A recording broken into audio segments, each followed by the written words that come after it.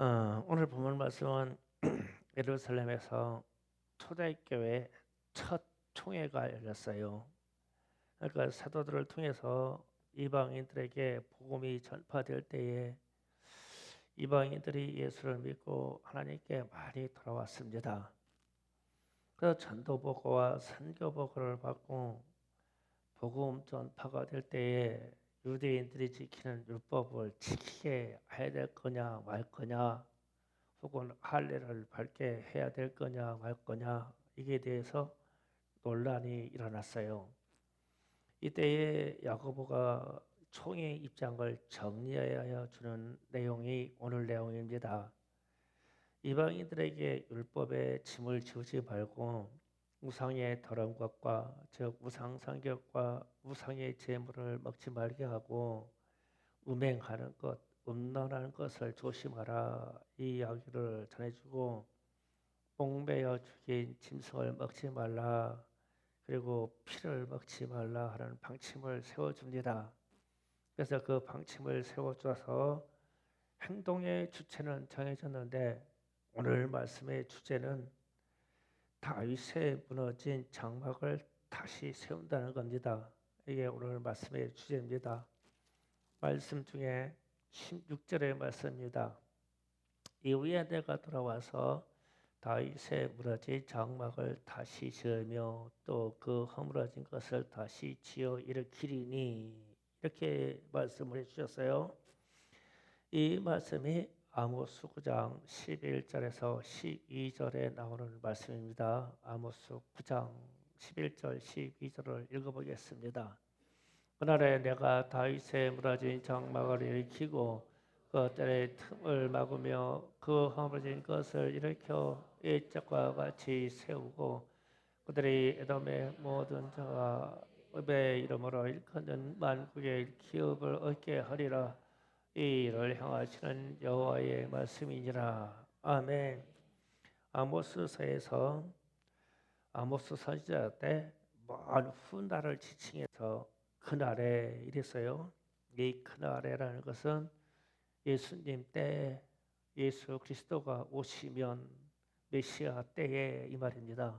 예수님이 오셔서 무슨 일을 하시면 그때에 다윗의 무너진 장막을 일으키고 틈을 막고 고치고 보수하고 허물어진 것을 다시 세울 거다. 다윗의 장막을 얘기했어요.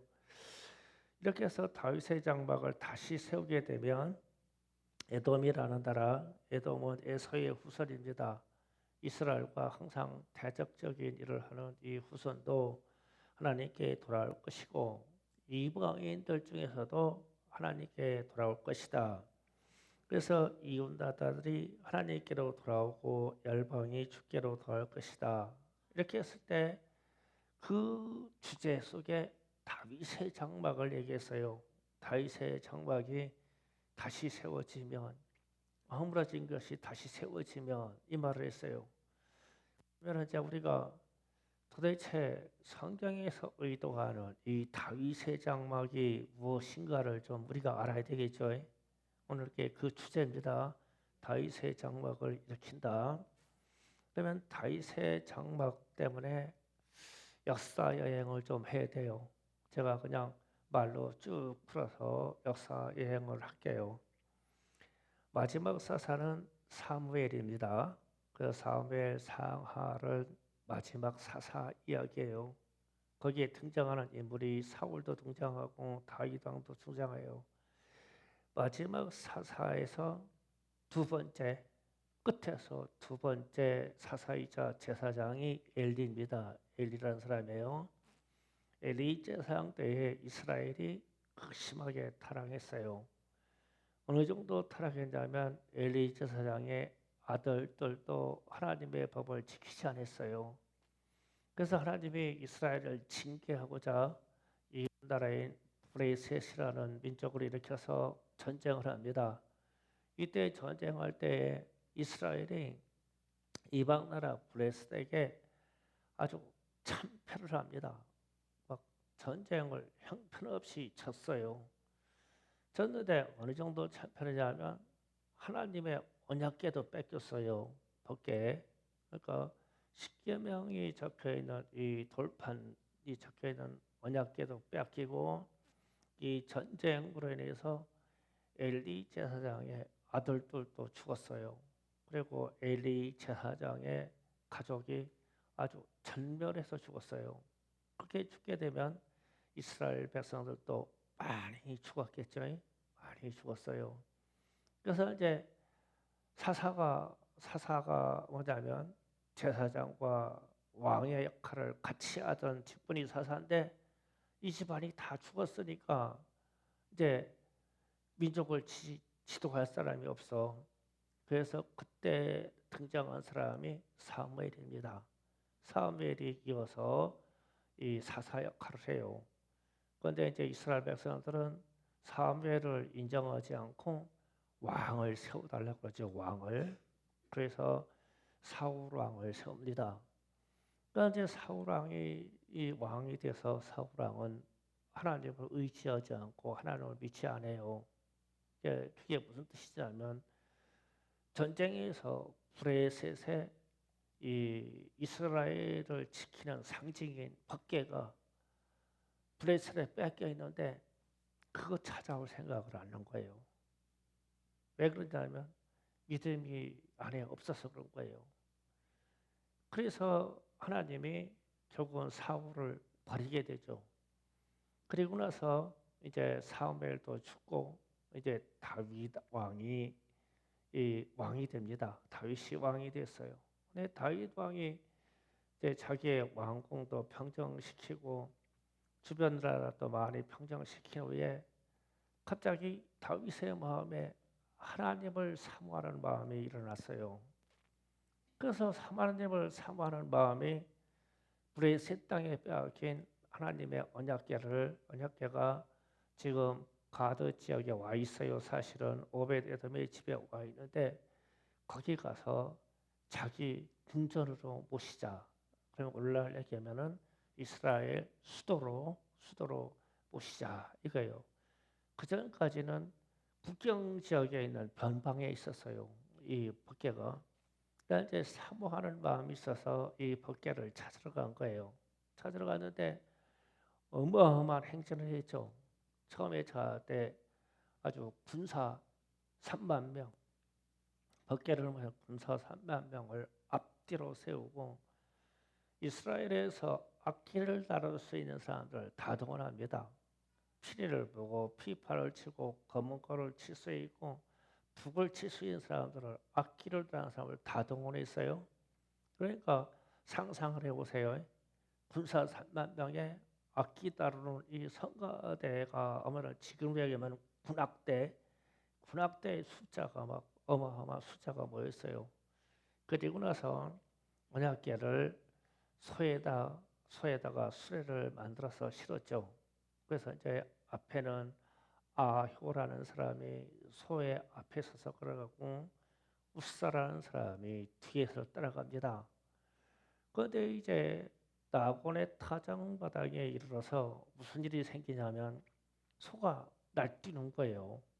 그러니까 지금 잘 가다가 조금만 더 가면 다윗성이야. 그런데 이제 나중에 또 기회가 있으면 설명이 될지 모르지만 나곤의 타작마당이 예루살렘 성전이 세워진 터입니다. 하나님이 그 땅을 뭔가 지목하고 계셨던 거예요. 그런데 거기를 지나가다가 소가 날뛰어가지고 언약궤가 떨어지게 생겼어.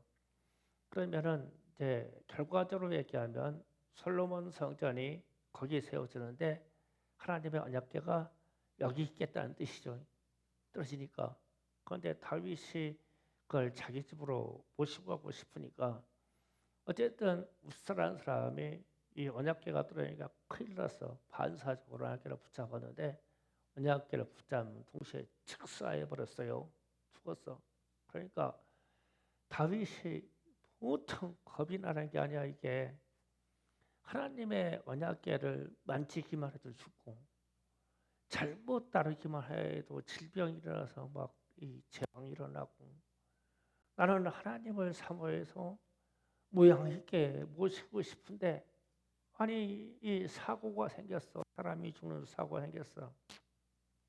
그래가지고 이 언약궤를 모시게 오는 것을 포기하고 이웃에 있는 레위인 제사장 집에 잠시로 모십니다. 그래 왔더니 소문에 다윗이 자기 궁전에서 소문을 들어보니까 하나님이 임시로 모시고 있는 이 제사장 집에 어마어마한 복을 주셨다네. 그러니까 하나님의 언약궤가 들어오면 복을 받는 건 사실이요. 그래가지고 마음을 추스리고 그렇지 내가 하나님을 사랑하고 내가 하나님을 사모하니까 내가 복을 받아야지. 왜 저쪽에 있는 이웃 사람인 레위인이 복을 받냐? 왕이 내가 복을 받아야지. 다시 모셔오자. 그래서 다시 모셔올 때 자세가 이제 싹 다 바뀝니다. 이제 일단 왕의 옷에 속옷에 에봇을 입습니다. 그 에봇이 나는 제사장이라는 뜻입니다. 나도 제사장이다. 그래서 예복을 입고 그리고 레위인들을 앞세우고 그리고 나서 이제 하나님께 드릴 번제를 준비하고 이래가지고 갑니다. 레위인을 앞세가지고 이제는 레위인을 앞세서 언약궤를 메고 오는데 한 발짝만 떼면은 무슨 일이 생길까봐 겁났는데 무사히 척척척 걸어지는 거예요. 레위인들이 먼저 번에는 붙잡기만 해도 죽었는데 이제는 레위인들 어깨다 맸는데도 레위인들이 안 죽어. 그러니까 막 다윗이 막 얼마나 좋은지 다윗의 춤을 추면서 막 앞에서 춤을 추면서 막 갑니다. 어느 정도 춤을 추냐면 자기 바지가랑이가 내려가는 것도 모르고 춤을 춥니다. 너무 좋아서 이게 뭐냐면 예배 자세요. 예배. 그냥 천적을 막 겸손하게 막 예배 드리면서 막 춤추면서 막 갑니다. 제사장이 한 발짝 떼면은 한 발짝 발길을 떼면은 염소 한 마리 잡고 한 발짝 떼면 소 한 마리 잡고 막 이래 가요. 그러니까 다윗의 성과 나곤의 이 타작마당은 거리가 얼마 안 돼요. 2km 남짓 돼요. 그러면 여기에서 우리 마을 중심쯤 돼요. 여기서 모시고 오는데 어마어마한 예배 행위를 하는 거예요. 최대한 겸손하게, 최대한 하나님을 기쁘게 이렇게 한 거예요. 그러니까 역사 얘기를 쭉 풀어주니까 좀 이해가 가죠. 이렇게 해서 언약궤를 모시고 왔어요. 그래서 그러면 말씀을 확인해 볼게요. 사무엘하 6장 14, 15절을 잠깐 확인합니다. 14, 15절. 다 같이 읽어봅니다. 시작. 다윗이 여호와 앞에 힘을 다하여 춤을 추는데 그때 다윗의 벳 에봇을 입었더라. 아멘. 힘을 주면서 춤었다. 15절. 다윗이 15절 다시요. 있습니다. 시작. 다윗과 온 이스라엘 족속이 즐거워 환호하며 나팔을 불며 여호와께를 배운지라. 아멘. 이렇게 해서 다윗 성까지 이제 이 언약궤가 도착합니다. 그러고 나서 6장 17절 다 같이 있습니다. 시작. 여호와의 궤를 메고 들어가서 다윗이 그것을 위하여 친 장막 가운데 그 준비한 자리에 그것을 두매 다윗이 번제와 화목제를 여호와 앞에 드리니라. 아멘. 여기에서 나오는 저 말이 오늘 말씀 주제 다윗의 장막입니다. 다윗의 장막. 자, 이 말씀이 이제 은혜로 풀어지기를 원합니다. 그래서 역사에 한 것처럼 그렇게 해서 이제 드디어 다윗 왕궁에 있는 그 마당에 하나님의 언약궤를 모셔왔어요. 모셔와서 그러면은 모셔왔는데 이제 다윗이 미리 장막을 준비해 놨었다고 이렇게 기록되어 있죠. 그러니까 천막을 쳐서 하나님의 언약궤를 모셔놓을 수 있는 자리를 만들어 놨어요. 그러면 이제 여기서 생각을 해야 돼요. 다윗의 장막 속에는 무엇이 있었을까? 결과적으로 무엇이 있었을까? 지금 뭐가 들어갔어요? 사랑아, 뭐가 들어갔냐 지금? 다윗의 장막에 법궤가 들어갔잖아. 법궤. 그러니까 하나님의 법궤가 들어갔다는 이야기 외에 다른 게 들어갔다는 말이 없어요. 그러니까 무슨 뜻이냐면 다윗의 장막에는 하나님의 법궤만 들어갔어요. 법궤. 그러면 법궤 안에는 뭐가 있었냐면 돌판 2개만 들어 있어요. 돌판 2개가 뭐냐면 십계명의 얘기예요. 저 돌판 2개 외에는 아무것도 없었어요. 그리고 나서 이제 솔로몬 성전이 세워진 이후에는 모세 때 세웠던 장막에 하나님이 주신 말씀대로 거기에 번제단도 물두멍도 그다음에 뭐 촛대도 향로도 뭐도 기물이 들어가고 칸이 지어지고 레위인들이 기가선 방이 있어야 되고 제사장이 가는 방이 있어지고 이제 규격이 갖춰졌죠. 그런데 하나님은 이후에 쭉 세월이 지나서 예수님 때에 오셔서 솔로몬 성전도 칭찬하지 아니하시고 헤롯 성전도 칭찬하지 아니하시고 도리어 헤롯이 세운 성전이 완전히 벽돌 위에 하나도 남지 않게 무너지신다고 그렇게 말씀하셨는데 다윗의 장막은 주님이 기억하신다고 말씀하신 거예요. 그럼 도대체 다윗의 장막이 거기가 뭐냐? 그러면서 아모스서를 읽어보니까 다윗의 장막에 무너진 때를 고치고 허물어진 때를 막고 무너진 때를 다시 세운다고 그랬죠. 그러면은 다윗의 장막이 외관에서 볼 때 찢어지고 무너지고 허물어졌어요. 그러면은 왜 허물어졌을까요? 왜 허물어졌을까? 안에 있는 그 내용물을 소중하게 여기지 않으니까. 그렇잖아요. 우리 이 교회가 여러분이 예배드리는 처소이고 여러분이 항상 기도하는 처소니까 바깥에를 부탁하니 가꾸는 거예요. 나는 여러분이 예배 들어오면 우리 주일학교 애들이 몇 명 올까? 이 산골에 몇 명 올까? 그래서 항상 저 문 앞에 서 있어요. 그래서 우리 교사 들어오면 다 악수해주고 그래가지고 그냥 주일학교 애들 그냥 한 명이 오든 2명이 오든 막 얼마나 좋은지 몰라. 왔냐 머리 쓰다듬고 손잡아주고 막 하이파이 해주고 내가 해줄 수 있는 행위를 다 해줘. 너무 좋아서. 그러면 그 이전에 뭐를 해요? 제가 막 주변에 막 낙엽 막 다 불고 다니죠. 원래 애들 오기 전에 다 불어놔야 되는데 요새는 좀 늦어서 애들 올 때 먼지 피고 있어. 그럼 왜 그러냐? 여기가 우리 영혼들이 들어온 소중한 자리니까. 원래 이거 낙엽 청소하는 거는 장로님들이 해야 돼요. 담임 목사가 그 청소하고 있게 생겼어요. 지금 내 상급이 하늘에 얼마나 많아진지 몰라. 진짜요. 이런 욕심 가지고 권사님들이 와서 청소하고 낙엽 쓸고 그래야 되는 거예요. 조금 일찍 와서. 그런데 내가 내려가서는 이런 말 안 해요. 시험 들을까 봐 강단에서나 이야기를 하지. 내 상급은 하늘에 어마어마해요. 청소하고 나무 베고 한 거 다 쌓여요. 여러분 건 얼마나 있는지 모르겠어. 난 자랑스러워. 하지마 내가 다 할게. 그리고 내가 상 다 받을게. 왜 그러냐? 왜 가꾸냐 외관을. 외관을 왜 허물어지지 않고 왜 외관에 페인트가 벗겨지지 않게 하고 왜 외관에 막 이 비가 새면 안타깝고 왜 가꾸냐? 이 아내가 소중하니까. 우리의 여기 있는 터전이 소중하니까 나무 가꾸고 신고 가꾸고 풀 메고 꽃을 심어주고 소중하니까. 그런데 허물어지기 시작했어 외관이.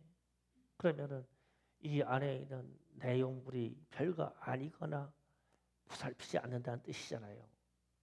그래서 이제 예수님이 오셔서 이것을 회복한다라고 지금 말씀하시는 거예요. 다윗의 무너진 장막을 다시 세운다고 말씀하시는 거예요. 그러면은 다윗의 장막 속에는 하나님의 법궤만 있었어요. 지금부터 말씀 집중하세요. 이제 진짜 주제로 들어갑니다. 하나님의 법궤 안에는 이런 게 있었어요. 우리 얘기하면 1계명부터 4계명까지는 하나님을 사랑하라. 그래 그 얘기죠. 1계명서 4계명까지 이야기가 그거예요. 너는 나 외에 다른 신을 내게 두지 말라부터 시작해서 너희는 하나님을 사랑하라 이 말이에요. 그래서 예수께서 이르시되 내 마음을 다하고 목숨을 다하고 뜻을 다하여 주 너희 하나님을 사랑하라. 이 말씀이 1계명부터 4계명이에요. 이게 법궤의 첫 번째 돌판에 기록되어 있는 내용이에요. 이거 두 번째 이야기는 5계명부터 10계명까지 얘기해요. 이 계명은 주님이 뭐라고 합쳐서 말씀하시냐면 내 이웃을 내 몸과 같이 사랑해라. 그러니까 우리가 우리 이웃을 내 몸과 같이 사랑하는 방법은 저 계명 속에서 우리가 5계명부터 밑에 10계명까지 지키는 거예요. 그게 내 이웃을 내 몸과 같이 사랑하는 방법이요. 다른 방법이 아니고 쉬워요. 쉬운데 저것조차도 못 지키는 게 우리에게 문제인 걸 뿐이죠. 이렇게 돼서 자 로마서 13장 8절에서 10절을 또 읽고 정리합니다. 다 같이 있습니다. 시작. 피차 사랑의 빛 외에는 아무에게든지 아무 빛도 지지 말라. 남을 사랑한 자는 율법을 다 이루었느니라. 가늠하지 말라, 살인하지 말라, 독신하지 말라, 탐내지 말라는 것과 그 외에 다른 계명이 있을지라도 내 이웃을 내 자신과 같이 사랑하라 하신 그 말씀 가운데 다 들었느니라. 사랑은 이웃에게 악을 행하지 아니하나니 그러므로 사랑은 율법의 완성이니라. 아멘. 그래서 하나님의 사랑과 이웃 사랑을 합쳐서 율법의 완성이다라고 얘기했어요. 그러면 이 내용이 법궤 안에 들어있는 내용입니다. 그런데 이 내용이 다윗의 장막에는 이 법궤 내용이 두 가지 내용만 딱 들어있는 거예요. 다윗의 장막 이해가시죠? 이렇게 됐어요. 그러면 고린도전서 13장 13절을 한번 다시 있습니다. 시작. 그런즉 믿음, 소망, 사랑 이 세 가지는 항상 있을 것인데 그 중에 제일은 사랑이라. 아멘. 그래서 이 율법의 완성으로 인한 사랑이 이 제일이다. 믿음, 소망도 중요한데 사랑이 제일이다. 이게요. 그러면 이 사랑이 어디에 들어 있었냐면 다윗의 장막 속에 있었어요. 법궤가 이해가시죠? 자, 이렇게 되면 율법의 완성은 사랑인데 곧 이게 법궤예요. 율법의 완성은 사랑인데 곧 십계명이에요. 그러면 저것을 저 1번부터 10번까지 저 계명을 온전히 이룰 이 세상에 인간이 없어요. 우리도 저거를 다 못 지켜요. 여러분의 솔직하게 어른이 됐건 우리 청소년들 간에 내 부모를 공경하라 했을 때 저거에 안 걸리는 분이 있어요? 사랑이 효도하지. 아이고 나는 부유자입니다. 이게 맞지요? 네, 그게 맞아. 저것조차도 우리는 못 지켜져 안 돼. 그러면 율법의 완성이 사랑이다라고 했을 때 이것을 온전히 지켜내신 분이 누구냐라는 거예요. 주님이셔. 예수님. 그러면은 다시 유추해 갑니다. 다윗의 장막 속에는 법궤만 있었어요. 이 법궤가 있었는데 법궤만 있었어요. 다른 게 없었어요. 그런데 이 내용은 십계명의 내용이에요. 십계명의 내용은 하나님 사랑, 이웃 사랑이에요. 이 사랑이 합쳐진 게 율법의 완성이에요. 이것을 이루신 분이 주님이셔요. 그러면 다윗의 장막에는 결국은 누가 계셨던 거예요? 예수님이 했던 거예요. 그래서 예수님이 때때 그날이 오면 다윗의 장막을 일으킬 것인데 무너진 곳, 터진 곳, 허물어진 곳을 다 보수해서 그 안에 이 법궤 사랑이 있을 거야. 그러면 이 말은 예수님이 그 안에 있을 거야라는 말씀이에요. 그래서 다윗의 장막을 그렇게 추억한 거예요. 우리 주님이 다윗의 장막을 지어놓고 거기에다가 법궤를 모셨는데 다윗은 나만 사랑했는데 주님이 아셔 다윗이 얼마나 주님을 사랑하는지 알아. 그래서 하시는 말씀이 다윗과 나는 마음이 합한 자다. 내 마음이 다윗의 마음에 있고 다윗의 마음이 내 안에 있어. 주님 이걸 말하고 했어요. 나는 포도나무고 너희는 가지니 너희는 내 안에 나는 너희 안에 이 말이에요. 그러면은 우리에게 간단하게 더 가까이 접근하면 우리 육신이 장막이에요. 우리 장막은 이제지 있고 저제지 있고 별이 며칠을 다 져서 여기가 틀어지고 여기가 허물어지고 여기가 고장나 있고 이래. 그런데 주님이 와서 이것을 고치시고 내 안에 오셔서 주님이 계셔. 내 안에 예수님이 계셔. 여러분의 아멘 안 돼. 예수는 밖에 계셔. 예수님은 여러분의 밖에 계셔. 예수님은 여러분의 안에 계셔. 여러분의 장막 속에 계셔. 예수님이. 그래서 나는 예수를 믿는다고 얘기하는 거예요. 그래서 내 안에서 십계명조차로 지키지 못하는 우리에게 저 말씀을 이루어 가실 분은 내 안에 계셔서 나를 변화시키기로 이끌어가게 하시고 고민하게 하시고 회개할 마음을 갖게 하시고 내가 형편없는 사람이라는 것을 인정하게 하시고 자꾸 허물어진 곳을 고쳐주시면서 이끌어가. 그래서 내 안에 주님의 법궤가 들어와 있어. 이러면은 긴장하는데 예수님이 내 안에 와 계셔.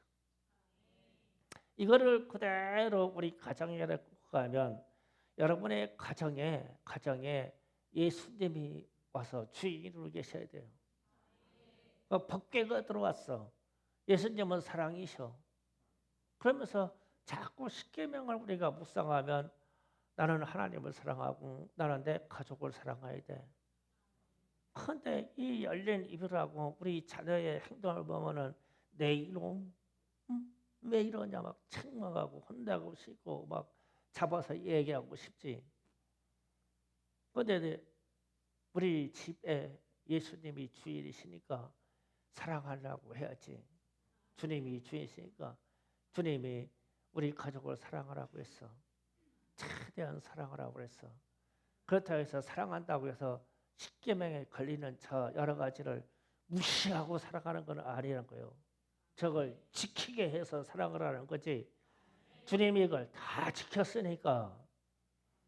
그래서 우리 집에서 우리 자녀들이 거짓말하는 것에 대해서는 단호하게 제지하고 사랑해주고 부모를 공경하지 않는 것에 대해서 단호하게 혼내서 제지해서 사랑해주고 친구나 남의 이웃에 대해서 거짓말하고 시기하고 질투하는 말을 하면 단호하게 아니라고 해서 사랑해주고 주님의 사랑이 들어가야 되니까. 그래서 주님이 주신 이 다윗의 장막 속에 있던 이 법궤하고 주님은 동일이야. 똑같은 분이야. 그래서 그 자리가 성전에서는 그 자리가 주님이 임재하는 자리라고 그랬죠. 임재하는 자리. 법궤 위에 주님이 임재하는 자리. 그러니까 십계명 법궤하고 주님이 똑같은 분이야. 말씀하고 주님하고 똑같은 분이야. 위로는 하나님을 사랑하고 밑으로 내 이웃을 사랑하라는 말하고 똑같은 분이야.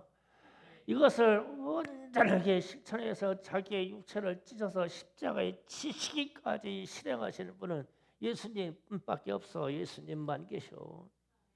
그런데 이분이 내 안에 오셨어. 우리의 믿음의 고백으로 우리가 예수님을 영접함으로 내 안에 오셨어.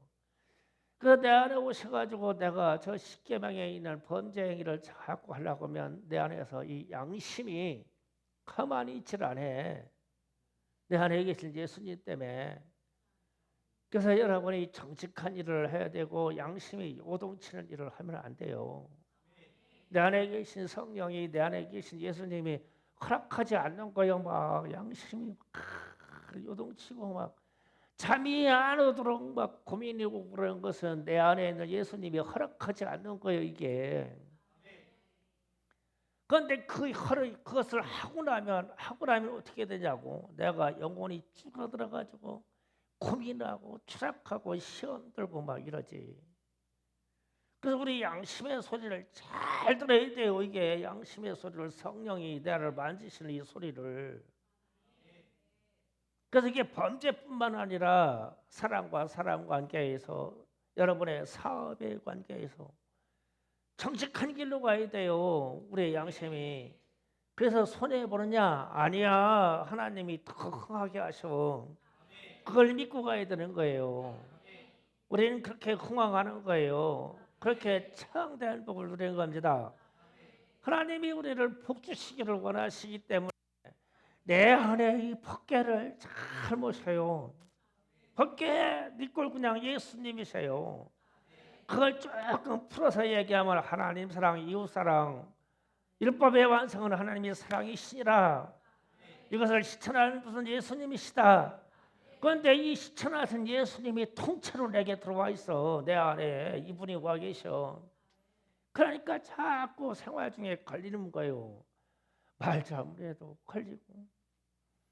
나는 참 저도 말을 참 투박해가지고 말을 잘 못하는 사람이에요. 맨날 걸려. 첫 번째는 우리 사모한테 걸리고 두 번째는 우리 주님한테 걸려. 나는 말 잘못해서 맨날 걸려. 그래가지고 내가 자존심 상해서 안 그런 척하지. 뒤로 나가가지고 걸으면서 아이고 주님 나는 왜 그런지 모르겠어요. 육체라서 안 돼요. 이게 내가 육체를 입어서 내 안에 있는 이 성령의 양심은 알아. 그래서 맨날 콕콕 찌르는 거야. 그런데 나는 반응을 막 화를 내려고 막 신경질 내려고 그러지. 아니야. 내 안에는 주님의 법궤가 들어와 있어. 그 주님이 들어와 계셔. 우리 안에는 저 십계명이 통째 들어와 있어. 그래서 나를 바른 길로 살으라고 자꾸 나를 책망하는 거야. 기도하려고 하면은 아이고 죄진 거 생각나고 말 잘못한 거 생각나고 열받는 거 생각나고 시기 질투한 거 생각나고 말 잘못한 거 생각나고 양심이 막 살아나기 때문에 그래. 그런데 내 안에 법궤가 안 들어와 있으면 그냥 착하게는 살려고 그래. 그 착한 거 본질하고 주님 앞에 회개하려고 하는 본질하고는 차이가 있어요. 그래서 오늘 말씀이 그거예요. 이방인들에게 복음이 전파되기 시작하는데 야고보가 그 얘기하는 거예요. 아모스에서 기록된 것 같이 주님이 다윗의 무너진 장막을 다시 세우시는구나. 그 이방인들이 막 죽게로 돌아오면 그들의 장막을 주님이 세워가시니까 우리가 그 장막을 무너지게 하지 말고 방해하지 말아야 돼. 잘 세워질 수 있도록 도와줘야 되지 않냐? 그래서 우리도 예수를 믿게 된 거죠. 그래서 우리는 이제 우리가 다시 전도하는 입장으로 가서 사람들을 전도하는 대상의 사람들을 저 하나님의 법궤를 그들에게 밀어 넣어야 되니까 우리가 어떻게 되냐고 밀어야 되니까 지금 초대교회 총회에서 지금 제가 전한 이 말씀을 고민한 거예요. 이걸 고민했어. 다윗의 장막 속에는 주님의 법궤만 있었어요. 법궤 한 가지. 그 법궤 하나. 오늘 얘기하면 그 속에 예수만 계셨어요. 다윗 장막에. 우리의 육신의 장막 속에는 뭐만 계시면 되냐면 예수님만 계시면 돼요. 그러면 그분이 우리를 만들어가요. 만들어가게 돼 있어요. 그게 예수님의 역사고 그게 성령의 역사예요. 만들어 가십니다. 그 제발 예수만 믿도록 하면 되는 거예요. 저도 여러분도 예수를 제대로 믿어요. 믿는데 어떻게 믿으냐면 오직 예수로만 믿어요. 오직 예수로만. 다른 거 보태서 믿으려고 하지 마시고 주님의 법궤를 통째로 안에다 모셔들어요. 이 부살것없는 이 육신의 장막 속에 주님의 법궤가 들어오게 해요. 그분은 주님이십니다. 그분은 예수님이셔요. 그분이 들어오시기만 하면 돼요. 그러면은 주님이 우리를 만들어 가셔요. 오늘 기도합시다. 주여 삼창하고 기도합니다.